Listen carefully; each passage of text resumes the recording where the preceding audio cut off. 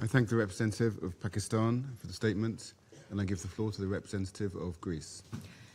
Thank you, Mr. President, for convening this meeting at such a short notice.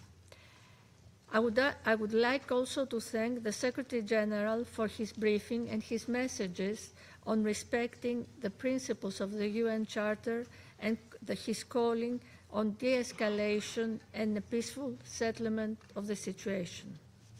Mr. President, we express our deep concern following today's escalation.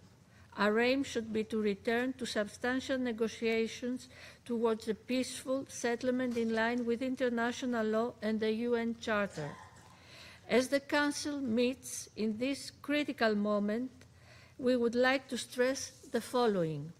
First, restraint is imperative.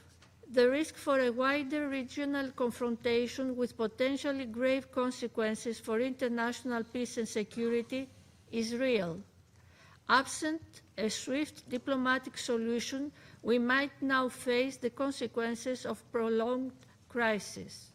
All parties must therefore exercise restraint, prevent a further spiral of violence, and work urgently to reopen credible channels of dialogue. Our Prime Minister and Minister for Foreign Affairs are in constant contact with our partners in the region. We strongly condemn the Iranian strikes in Bahrain, Jordan, Kuwait, Qatar, Saudi Arabia, and the United Arab Emirates. Second, Greece has consistently expressed its strong concern regarding Iran's nuclear program. Iran must never be allowed to acquire a nuclear weapon. The accumulation of significant quantities of uranium enriched up to 60% by a non-nuclear weapon state raises serious proliferation concerns and has no credible civilian justification. Full cooperation with the IAEA and strict adherence to international obligations are indispensable. It is widely believed that strong, permanent, and verifiable oversight on Iran's nuclear and ballistic programs is a precondition for stability in the region. Diplomacy, grounded in verification and transparency, remains the only sustainable path forward. Third, maritime security in the Gulf, the Straits of Hormuz, and the Red Sea must be fully respected by all sides. Even more now, of all times, stability is of the utmost importance.